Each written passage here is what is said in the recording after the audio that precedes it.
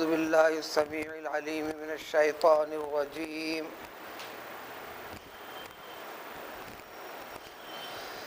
وربك الغني ذو الرحمة إن يشأ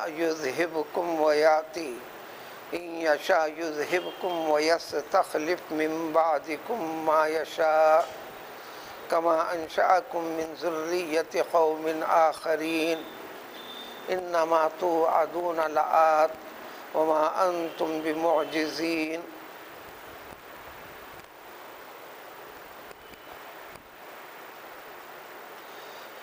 ان آیتوں سے متصل گزری ہوئی جو آیتیں تھیں اس میں ذکر گزرا، جس کی تفصیل کل بتلا دی گئی تھی کہ اللہ تعالیٰ نے اس دنیا کے اندر انسان بشمول جنات کے لیے بھی یہ دونوں مکلف ہیں، مامور ہیں، پابند ہیں احکام خداوندی کے۔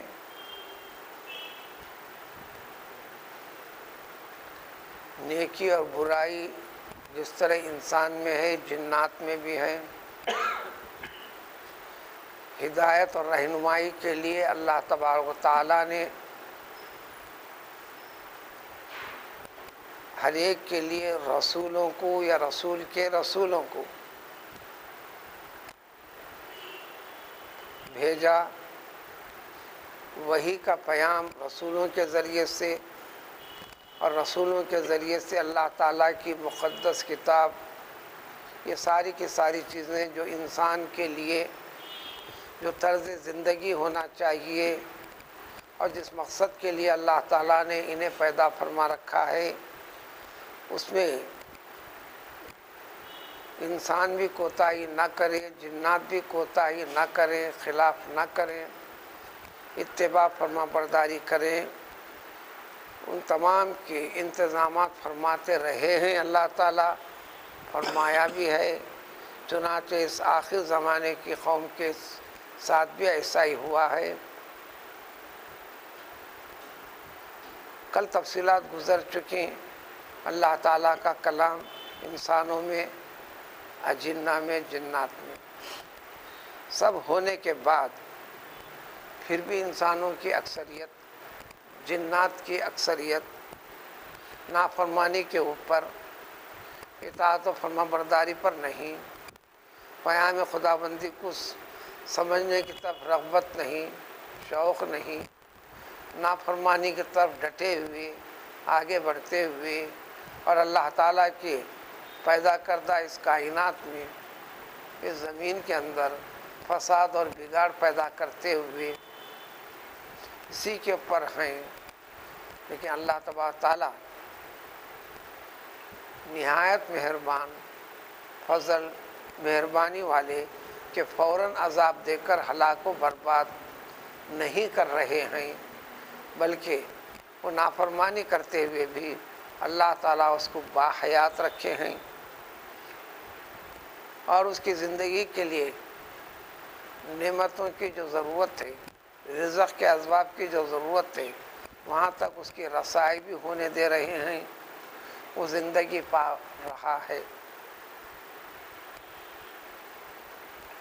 تو یہاں پر کیا اللہ تعالیٰ مخلوق کا محتاج ہے؟ ایسا نہیں ہے۔ وَرَبُّكَ الْغَنِيُّ ذُو الرَّحْمَةِ، تمہارا رب، انسان کے لیے بھی خطاب ہے، جنات کے لیے بھی خطاب ہے۔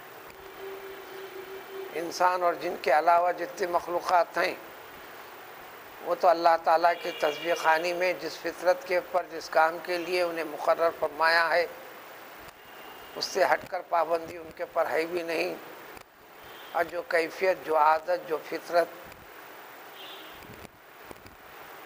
پر جن جن چیزوں کو پیدا فرمایا ہے وہ اس کے پر قائم اور باقی ہیں، اس کو اللہ تعالیٰ کے ذکر و شغل میں لگے رہنا بتلا دیا گیا۔ حقیقت کو سمجھنا انسان اس سے قاصر ہے، یہ بھی وضاحت ہے۔ اب رہ گئے یہ دو ہی مخلوقات جو بے حد و حساب مخلوقات جو اللہ تعالیٰ کے علم میں ہیں، کتنے مخلوقات پیدا فرمایا ہے۔ اب رہ گئی صرف دو مخلوقات، ان سے خطاب ہے کہ دیکھو تمہارا رب کیسا ہے. دو صفتیں بتائیں، ایک تو غنی ہے، دوسرے رحمت والا ہے، ذو الرحمتی. وَرَبُّكَ الْغَنِيُّ ذُو الرَّحْمَةِ. غنی کسی بھی چیز کا وہ محتاج نہیں ہے، اس کو حاجت نہیں ہے، پوری طرح بے نیاز ہے. ساری کائنات کو پیدا کرنا بھی اس کی ضرورت نہیں تھی، اس سے بھی بے نیاز ہے. جتنے مخلوقات کو پیدا فرمایا سب سے بے نیاز ہے.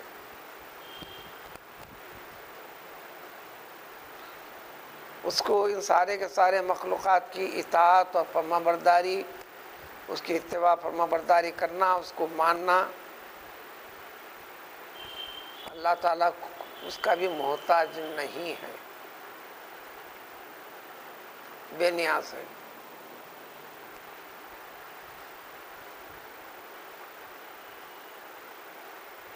غنی کی ضد ہے فقیر. اس مضمون کو قرآن میں کئی جگہ کئی طریقے سے ذکر کیا گیا ہے. تو گیا بندے کے اس عقید ایمان کو پختہ کرنے کے لیے ارشادات نبویہ علیہ السلام میں ہے، جددوا ایمانکم. اے لوگو تم اپنے ایمان کو جدید بناتے جاؤ، تجدید کرتے چلو، تجدید کرتے چلو.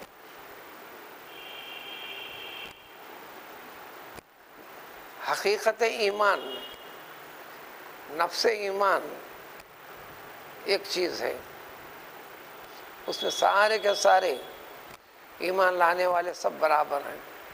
پھر اس کے درجات ہیں، ایمانی تقاضوں کے اوپر قائم اور باقی رہنے پر. تو جددوا ایمانکم، تم اپنے ایمان کو جدید بار بار بار بار بار بار کرتے چلو.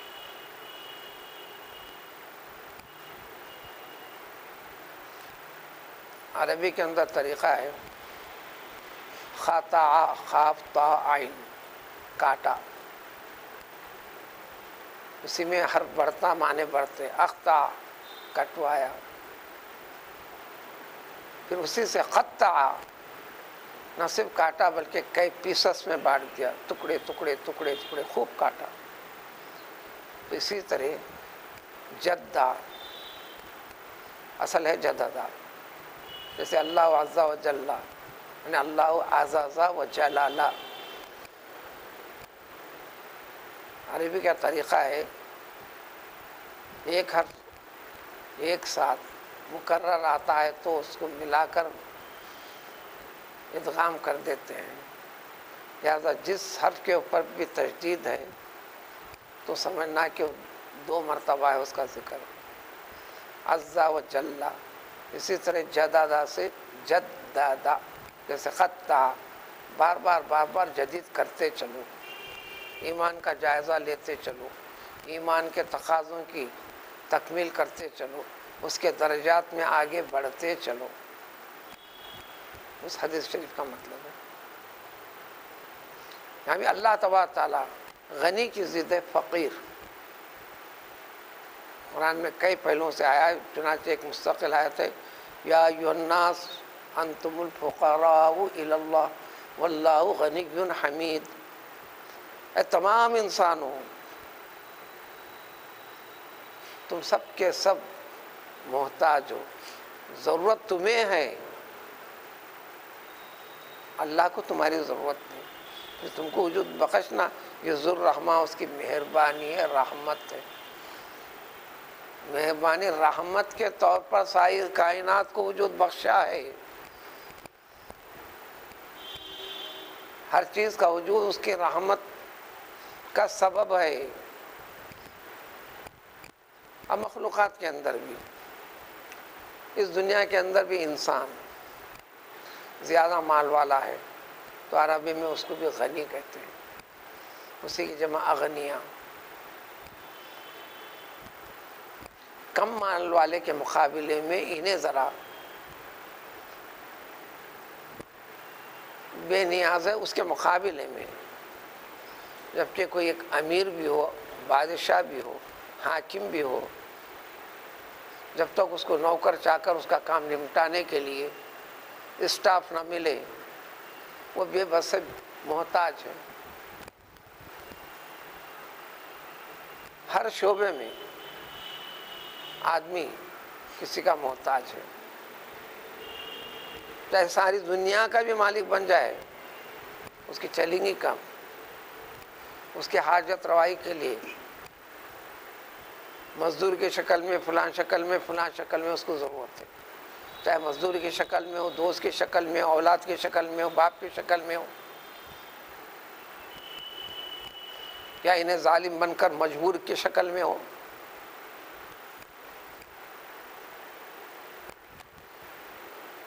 یہ نظام قدرت جو اللہ تعالیٰ نے بنا کر رکھا ہے، بس اسی پر غور و فکر کرنے کے بعد پتہ چلے گا کہ تمہارا رب ہے کون ہے، اللہ تعالیٰ کی ذات کون ہے۔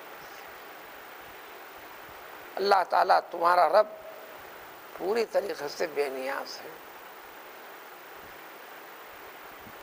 ایسا بے نیاز پر رحمت والا ہے۔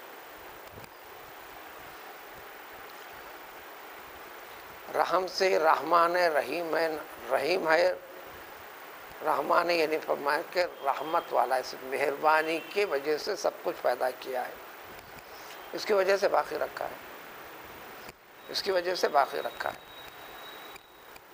یہ مضمون کئی پہلوؤں سے ضمن میں چلتے آ رہا ہے، چنانچہ 2-3 دن پہلے بھی مضمون گزرا جس میں پیغمبر ابراہیم علیہ السلام کی تفصیلات میں سے تھوڑی سی ایک جھلکی پیش کی گئی تھی، جس میں اسی مفہوم کی وضاحت ہوتی ہے کہ ربک الغنی ذو الرحمہ، نافرمانیوں کے باوجود بھی انسان کی بقا کائنات کو باقی رکھنا یہ صرف اور صرف اس کا فضل ہے، اس کی رحمت ہے، ورنہ انسان کے حرکت کے لحاظ سے، بدعملی کے لحاظ سے، بدعقیدگی کے اعتبار سے کسی نعمت سے استفادے کا موقع اس کو نہ دے، ختم کرنے کے لیے کیا ہے اس کو، ارادہ شیئا ان یقول لہ کن فیکون، صرف اس کا ارادہ کافی ہے، سب کچھ ہو جاتا ہے۔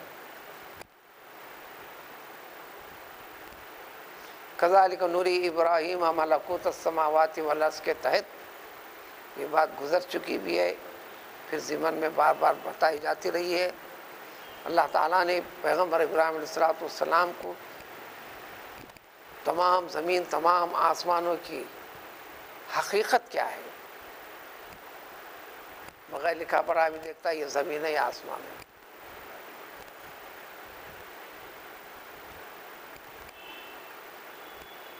سیر کرائے بغیر ساری چیزیں آپ کے پاس، آپ کو ایک جگہ رکھ کر سب کچھ حقیقت بتلایا اللہ تعالیٰ نے۔ اس کی تفصیلات میں سے ایک جھلکی یہ پیش کی گئی تھی جب زمین کے اوپر ساری مخلوقات کی حقیقت کو بتایا، آپ کی نظر چلتے چلتے دیکھے تو ایک انسان پر پڑی جو گناہ کبیرہ کے ارتکاب میں، فحش کاری کے اندر مشغول و مصروف، فوراً آپ نے دعا فرما دی، بد دعا فرما دی اس کے لیے، اسی وقت ہلاک بھی ہو گیا، اللہ نے ہلاک بھی کر دیا۔ پھر آگے نظر بڑھی، پھر اس کیفیت کا انسان نظر آیا، پھر آپ نے بد دعا کی، چونکہ واصل باللہ تھے اس وقت پر، رحمت خدا بندی کے ساتھ جڑے ہوئے تھے، وہ ارادہ دعا تھا۔ پھر 30 مرتبہ ہوئی، آپ ارادہ کیے تھے اس کے لیے بھی بد دعا کیا، اور اللہ کا ارشاد ہوا، ابراہیم آپ مستجاب الدعوات ہیں، آپ دعا کر لیں، ارادہ کر لیں تو ختم کر دیں گے، بد دعا مت کیجیے آپ۔ اور دیکھیں گے، بد دعا مت کیجیے آپ، میں اس کو مہلت دے رہا ہوں، آپ کو کیا پتا یہ اپنی زندگی میں آگے توبہ کر سکے گا کرنا چاہا تو، یا نہیں اس دنیا کی زندگی کے بعد وہ میرے پاس آئے گا، سب کچھ نافرمانے کے باوجود بھی اگر میں چاہوں میں اس کو معاف کر دوں گا، اور آپ ہے کہ مہربانی کرنے کے لیے تیار نہیں، یا نہیں جو اصول قاعدہ بتایا ہوں میں اس کے لیے آخرت میں انجام بشکل عذاب دوزخ وہ بھی انتظام کر رکھا ہوں، آپ یہ چھوڑ دیجیے۔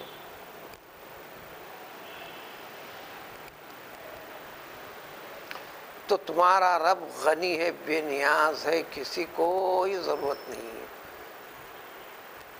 ذو الرحمن رحمت ہے، مہربانی والا ہے، تب نے تو باقی رکھا ہے، لیکن یہ سمجھنا نہیں کہ ایسی رہیں گا، کچھ بھی کرے گا نہیں، ان یشاء یذہبکم، یہ بھی سن لو تمہارا رب ایک سے زیادہ جگہ بھی آئے، وسعت رحمتی کل شیء، میری مہربانی زیادہ ہے کائنات کی ہر چیز پر، یہاں تک کی ہوئی وسعت اپنے دائرے میں لی ہوئی ہے، لیکن جب آ جاتا ہے غضب، اللہ قہار بھی، شدید العقاب بھی، جبار بھی،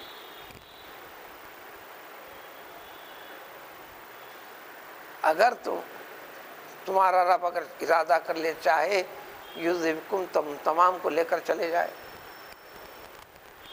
یعنی فنا کر دے، ہلاک کرنے کا ذکر نہیں، یعنی نام و نشان تک باقی نہ رکھے،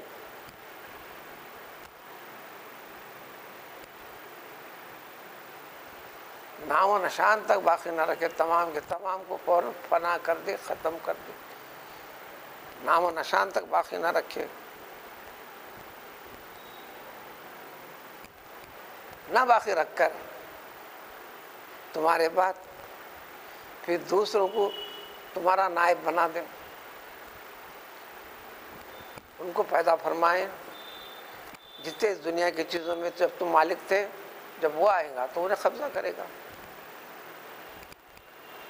آج جو بھی انسان ہے جس کے پاس جو ہے وہ چیز اس سے پہلے اس کے ہاتھ میں نہیں تھی، دوسروں کے پاس تھی، آج اس کے مالک بنے آپ، چاہے طریقہ کچھ بھی ہو، وراثت کے ذریعے سے ہو، یا ان کے ہٹ جانے کی وجہ سے ہو، یا وراثت چھوڑنے کی وجہ سے ہو، پیسے کے ذریعے سے ہو، فلاں کے ذریعے سے، کوئی بھی اسباب ہو، آج کا ہر انسان اس کے پاس جو کچھ ہے یہ ساری کی ساری چیزیں اس انسان سے پہلے گزرے ہوئے انسانوں کے پاس تھی، اس ذمہ داری کو گزرے ہوئے انسان سنبھال رہے تھے، اس ذمہ داری کے اوپر گزرے ہوئے انسان فائز تھے، مامور تھے، پابند تھے، اب وہ نہیں رہے، اب تم ہو۔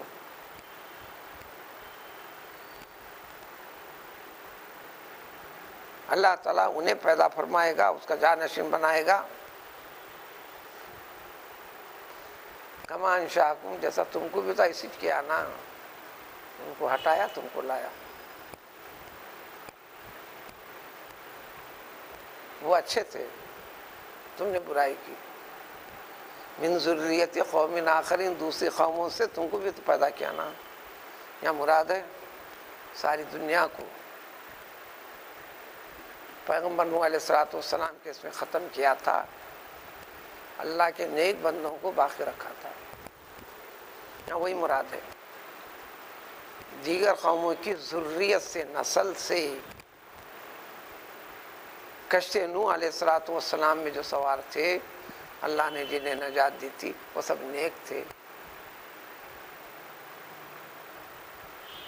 تمہیں طاقت ہے، قوت ہے، اپنے نسب کو کھینچتے ہوئے لے کے چلو آگے، پیغمبر نوح علیہ السلام کی جو اولاد حام سام یافس تک تینوں میں سے کسی ایک سے جڑی گی،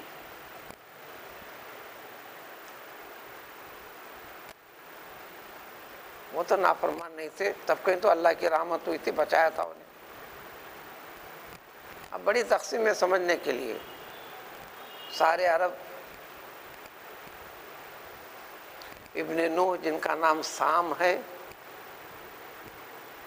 وہ سامیون نسل کہلاتے ہیں عرب،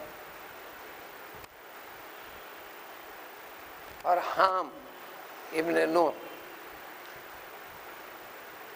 یہ حبشی قوم جتنے ہیں، یہ سام کی نسل تک رشتہ ختم ہوتا ہے وہاں تک۔ اب رہ گئے تیسرے فرزند یافس، ماں بقی ساری کی ساری نسلیں، ان کا نسب وہاں پہ ان سے جا ملتا ہے، پھر ان کے ذریعے سے پیغمبر نوح تک۔ تو تم بھی دیگر اقوام کی ذریت، اولاد کی اولاد، اولاد کی اولاد، اولاد کی اولاد، اولاد کی اولاد، یہ ذریت کہلاتی ہے۔ انہیں سے تو تم کو بھی تو پیدا کیا، وہ تھے اب نہیں ہیں، اب تم ہو، تو اس طرح تم کو بھی تمام کو ختم کر دے گا، نام و نشان مٹا سکتا ہے۔ تو اللہ کی رحمت کے سائے میں آ جاؤ، یہ بات بھی ذہن نشین رکھ لیں۔ انما توعدون لآت، اسی سے آتو زکوٰۃ عطا آتی ہے، بلا کسی شک و شبے کے، یقینی طور پر یہ چیز ہے۔ انا کا یہ مطلب واضح کرنے کے لیے لاتے ہیں عربی میں۔ انا اور انا ایک ہی معنی ہے، طریقے استعمال میں فرق ہے۔ بعض ایسے مراحل میں انا پڑھنا پڑتا ہے، بعض جگہ انا پڑھنا پڑتا ہے، حقیقت ایک ہے، معنی ایک ہے، مطلب ایک ہے۔ یقیناً وہ تمام کی تمام چیزیں رسولوں کے ذریعے سے اور پیغمبر محمد صلی اللہ علیہ وسلم کے ذریعے سے، اللہ تعالیٰ کی مقدس کتاب کے ذریعے سے جن جن چیزوں کا تمہیں وعدہ کیا ہے، اللہ نے وعدہ کر دیا گیا ہے، یہ کرنے پر ایسا ہوگا، یہ کرنے پر ایسا ہوگا، ایسا ہوگا، ایسا ہوگا، ایسا ہوگا، ضرور ضرور ہونے والا ہے، ہو کر رہے گا، آنے والا ہے، آ کر رہے گا۔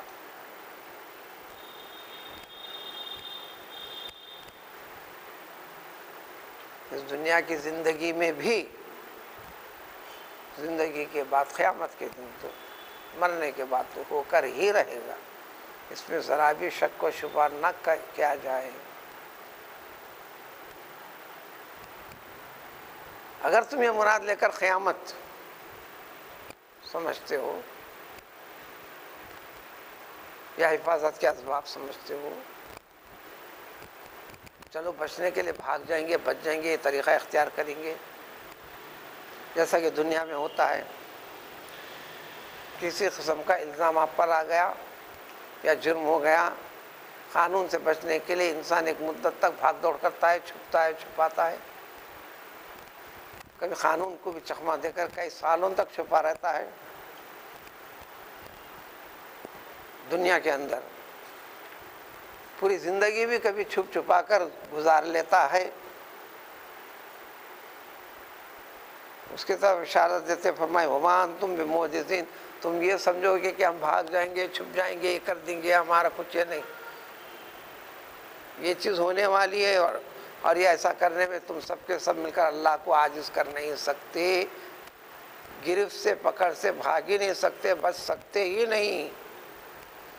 یہ مخلوق کی گرفت الگ ہے، قدرت کی گرفت اور پکڑ الگ ہے۔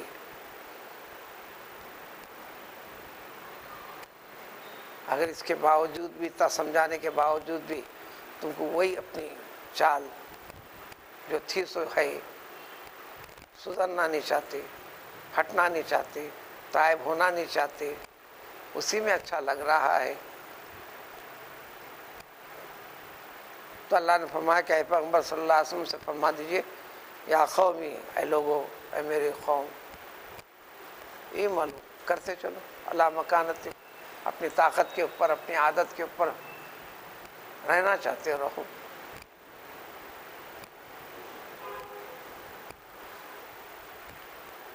برائیوں کی تفصیل جتنے ہیں سب کو چاہیے، اسے ہٹنا نہیں چاہتے. انی عامل، لیکن یہ بھی فرما دیجیے کہ میں تو اسی پر باقی رہوں گا، یہی عمل کرتا رہوں گا. آیت کے صیغے سے پیغمبر کو حکم ہوا کہ آپ ایسا فرما دیجئے. بواسطے پیغمبر ہر مسلمان کو انفرادی طور پر حکم ہے، ہم تو اسی پر قائم رہیں گے. ارے ہم میں شمار ہونے والا ایسا ہو گیا نا، تکلیف کی بات ہے. حقیقت کی بات ہے کہ یہ خدشے بھی ذکر کی، قرآن میں اشارے ہیں، حدیث میں. ارے مسلمان قوم کے ساتھ ہو رہا نا، حضور صلی اللہ علیہ وسلم نے فرمایا کہ ایسا نہیں. ایسے آفات و بلیات، ایسی چیزیں بشکل مسلمان تھے، نفاق تھا، منافقوں کے ساتھ ہوتا ہے، وہ پھنستے ہیں. نفاق علانیہ طور پر ظاہر ہو جاتا ہے، اخلاص ایمان نمایاں ہو کر سامنے آ جاتا ہے. انی عامل، میں تو اس پر عمل پیرا رہوں گا. یعنی اس کے اندر راستے میں آنے والی ہر رکاوٹ کو صبر کریں گے، برداشت کریں گے. یہ اس کا لازمہ ہے، خاصہ ہے. نہ اس عقیدے سے ہٹیں گے، نہ اس طریقے سے ہٹیں گے. اور یہ کہہ دینا فسوف تعلمون، تم پلٹتے نہیں، بہت جلدی جان جاؤ گے. تم کیا جان جاؤ گے؟ من تکون لہ عاقبۃ الدار، انجام کیا ہونے والا ہے. الدار الاخرہ کہنا تھا، ایسا نہیں فرمایا انہوں نے. الدار الاخرہ آتا قیامت کے دن. یہاں دونوں مفہوم لانا ہے، اس لیے الدار، اس دنیا کے اندر بھی جب موقع آئے گا تو ایسی صورتیں آئیں گی، اور آخرت کے اندر تو قطعی طور پر آئیں گی. یہ دو مفہوم کو رکھنے کے لیے، کیونکہ جگہ جگہ الدار الاخرہ، الدار الاخرہ، الدار الاخرہ. یہاں الدار سے اس دار کے اندر بھی، اور موت کے بعد ہونے والا دار کے اندر بھی. اچھا کیا تھا، کیا نہیں تھا، خود بخود سامنے آ جائیں گا. وہ کیا ہوگا؟ سن لو، انہ لا یفلح الظالمون. جو نہ آنے والے تمام کو ظالم کہتے ہیں، ان کا اچھا ہونے والا نہیں. یہ کامیاب و فلاح پانے والے نہیں ہوں گے. اور یقین نہیں کر رہے. یقین کر کر اس طریقے کے اوپر اختیار کر لو تو آخرت میں بلکہ دنیا کی زندگی میں بھی بھلا ہوں گا. نمونہ حیات النبی صلی اللہ علیہ وسلم، صحابہ رضوان اللہ تعالیٰ علیہم اجمعین کا نمونہ ہے. وہ صبر کرتے ہوئے ٹکے رہے. ایک منزل پر دباؤ کی ایسی شکل آ گئی، اس وقت آنسو بہاتے ہوئے حضور صلی اللہ علیہ وسلم نے قوم کے ہر فرد سے کوئی بچنے کی شکل باقی نہ رکھ کر یہ شکل لا لیے. تو آخر میں ابو طالب سے آپ صلی اللہ علیہ وسلم نے فرما دیا، چچا جان یہ لوگ ایک ہاتھ پر سورج بھی لا کر رکھ دیں، دوسرے ہاتھ میں چاند بھی لا کر رکھ دیں، میں اس سے ذرا بھی ہٹنے والا نہیں.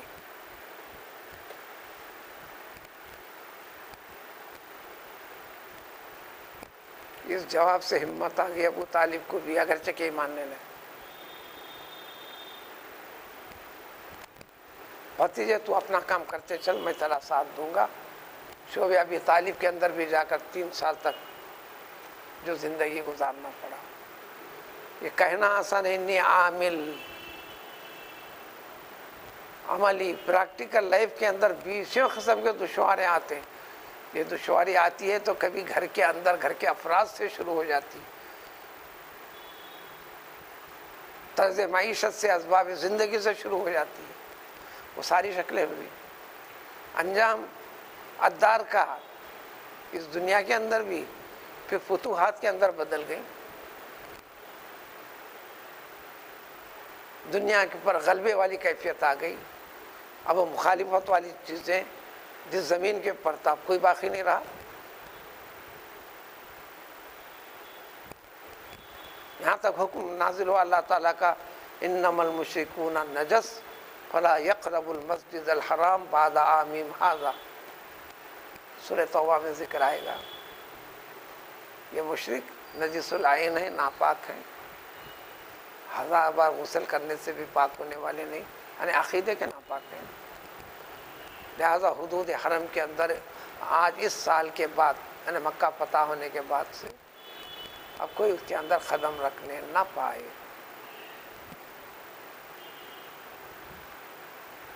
تو اب یہ دوسری شکلیں جو ہیں، ایمان، عمل کی کمزوری، انی عامل جو کہنا اور سننا تو ہو گیا، عملی طور پر اس کو آگے بڑھنا، اقدام کرنے کے اندر خرابی ہے، جس کی وجہ سے نتائج جیسی شکلیں ہیں. قرآن بابا یاد دلاتا ہے کہ اس کیفیت کی طرف ہمت کرو، آگے بڑھو. یقین اپنی مستقبل کی زندگی صبر کرنے پر جو ملنے والی ہے اس کا بھی یقین رکھو، آخرت کا یقین رکھو، تو اللہ تعالیٰ یہ کرے گا، بھلا کس کا ہونے والا معلوم ہوگا. اب اگلی آیت سے ان لوگوں کے غلط عقیدے کی بنیاد کے اوپر عملی زندگی میں حلال کو حرام کیا کیا عقیدے بنا لیے تھے، اب یہاں سے تفصیل شروع ہوتی تو کم و بیش سورہ کے ختم تک حلال اور حرام سے متعلق طریقے بتائے جاتے ہیں. سبحان اللہ.